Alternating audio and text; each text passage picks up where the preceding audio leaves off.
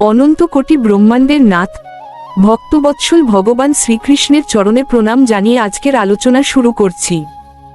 পরম করুণাময় শ্রীকৃষ্ণ সর্বদা তার শরণাগত ভক্তকে রক্ষা করেন।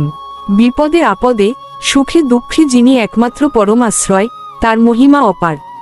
কুরুসভার সেই অন্ধকার দিনে যখন অধর্মের অন্ধকার গ্রাস করেছিল, তখন এক অলৌকিক লীলা ঘটেছিল। আজ আমরা শ্রবণ করব সেই পরম পবিত্র কাহিনী, দ্রৌপদীর বস্ত্রহরণ ও শ্রীকৃষ্ণের অলৌকিক কৃপা। দ্যুতক্রীড়ায় সর্বস্ব হারিয়ে পাণ্ডবগণ যখন নিরুপায়, তখন কৌরবদের অন্যায় আদেশে রাজকুমারী দ্রৌপদীকে রাজসভায় টেনে আনা হয়। কুরুকুলের মহামতি বিশ্ব, দ্রোণাচার্য, কৃপাচার্য এবং স্বয়ং ধৃতরাষ্ট্রের উপস্থিতিতে এক নারী চরম লাঞ্ছনার শিকার হচ্ছিলেন। অধর্মের সেই থমথমে পরিবেশে দুঃশাসন যখন দ্রৌপদীর বস্ত্র ধরে টানতে শুরু করল, তখন উপস্থিত কেউ তাকে বাধা দেওয়ার সাহস দেখাল না। দ্রৌপদী প্রথমে নিজের শক্তি ও স্বামীদের বীরত্বের ওপর ভরসা করেছিলেন, কিন্তু যখন দেখলেন কেউ তাকে রক্ষা করতে এগিয়ে আসছে না, তখন তিনি ব্যাকুল হৃদয়ে দুই হাত তুলে একমাত্র পরমেশ্বর শ্রীকৃষ্ণকে ডাকতে লাগলেন। হে দ্বারকাধীশ, হে গোবিন্দ, হে ভক্ত দুঃখহারী কৃষ্ণ, আমাকে রক্ষা করো। ভক্তের সেই আর্তনাদ মর্ত্যালোক ছাড়িয়ে বৈকুণ্ঠে ভগবানের হৃদয়ে গিয়ে আঘাত করল। আপনারা দেখছেন কৃষ্ণা টক্স বাংলা কীর্তন। প্রতিদিন সন্ধ্যা 7টায় আপনাদের সঙ্গে আছি আমি, শ্রী মিলন দেবনাথ। ভিডিওটি ভালো লাগলে একটি লাইক দিন। কুরুসভার এই বস্ত্রহরণের ঘটনা কেবল একটি ঐতিহাসিক অন্যায় ছিল না, এটি ছিল ক্ষমতার অন্ধ অহংকারের চরম বহিঃপ্রকাশ। কৌরবেরা মনে করেছিল তাদের বিপুল ক্ষমতা ও রাজকীয় শক্তির সামনে এক অসহায় নারী সম্পূর্ণ নিরুপায়। কিন্তু তারা ভুলে গিয়েছিল যে জাগতিক ক্ষমতা যতই শক্তিশালী হোক না কেন, তা পরমেশ্বরের অলৌকিক শক্তির কাছে অত্যন্ত তুচ্ছ।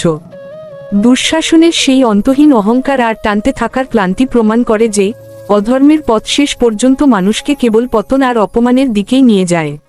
আধ্যাত্মিক দিক থেকে বিচার করলে দ্রৌপদীর এই বস্ত্র রক্ষা পাওয়ার ঘটনা আমাদের শেখায় যে ভগবান সর্বদা তার ভক্তের আত্মিক সম্মান রক্ষা করেন।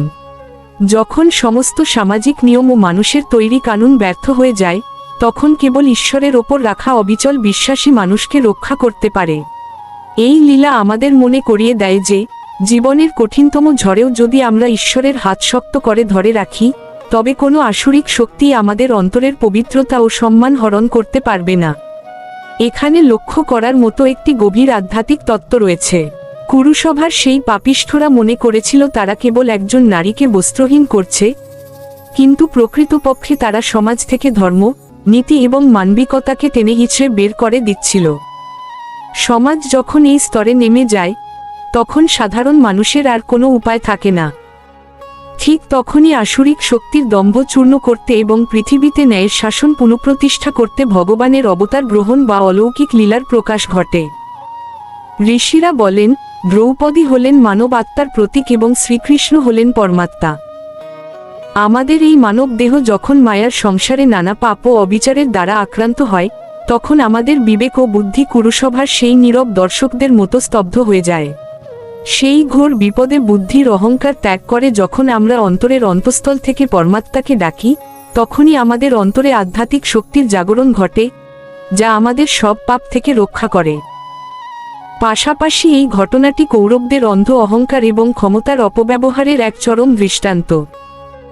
ধৃতরাষ্ট্র অন্ধ ছিলেন শুধু চোখে নয়, পুত্রস্নেহে তার বিবেকও অন্ধ হয়ে গিয়েছিল। তিনি ভুলে গিয়েছিলেন যে অধর্মের ওপর গড়ে ওঠা সাম্রাজ্য যতই শক্তিশালী হোক না কেন, তা ঈশ্বরের একটি ইশারাতেই ধূলিসাৎ হয়ে যেতে পারে। কৌরবদের এই মানসিকতাই প্রমাণ করে যে বিনাশের পূর্বে মানুষের বুদ্ধি এভাবেই লোপ পায়।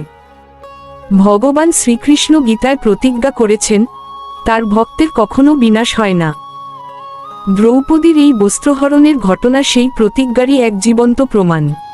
অধর্মের জয় সাময়িক হতে পারে, কিন্তু শেষ পর্যন্ত ধর্মেরই জয় হয়। কৌরবদের এই মহাপাপী তাদের বংশ ধ্বংসের মূল কারণ হয়ে দাঁড়িয়েছিল, কারণ ভগবানের প্রিয় ভক্তকে কষ্ট দিলে প্রকৃতি তা কখনো ক্ষমা করে না। শ্রীকৃষ্ণের কৃপা পেতে হলে আমাদের হৃদয়ে দ্রৌপদীর মতো তীব্র ব্যাকুলতা তৈরি করতে হবে। নাম জপ এবং স্মরণের মাধ্যমে মনকে পবিত্র করতে হবে। যখন আমাদের অন্তর থেকে সমস্ত কলুষতা দূর হবে, তখনই আমরা ঈশ্বরের সেই অলৌকিক উপস্থিতিকে অনুভব করতে পারব। আসুন, আমরা সবাই দৈনন্দিন জীবনের ব্যস্ততার মাঝেও ভগবানের নাম স্মরণ করি। আজকের এই আলোচনা থেকে আমরা যে শিক্ষা পেলাম, তা যেন আমাদের জীবনে চলার পথের পাথেয় হয়। অধর্মের মুখোমুখি দাঁড়িয়েও যেন আমরা কখনো সত্যের পথ থেকে বিচ্যুত না হই। পরমেশ্বরের প্রতি বিশ্বাস রাখলে যে কোনো কঠিন পরিস্থিতি পার হওয়া সম্ভব। সমস্ত বাধা বিপত্তি দূর করে ভগবান আমাদের অন্তরে ভক্তি ও শান্তির আলো জ্বালিয়ে দিন। পবিত্র মহাভারতের এই আখ্যান আমাদের আত্মশুদ্ধির পথ দেখায়। শ্রীকৃষ্ণের চরণে মন অর্পণ করলেই জীবনের প্রকৃত আনন্দ খুঁজে পাওয়া যায়। আসুন, আমরা অহংকার ত্যাগ করে সরল মনে সেই পরম পিতার শরণাগত হই এবং জীবনের প্রতিটি মুহূর্তে তার কৃপা প্রার্থনা করি। সবাই ভালো থাকুন, সুস্থ থাকুন এবং নিয়মিত ভগবানের নাম ও মহামন্ত্র জপ করে জীবনকে ধন্য করুন। হরে কৃষ্ণ। শ্রী মিলন দেবনাথ।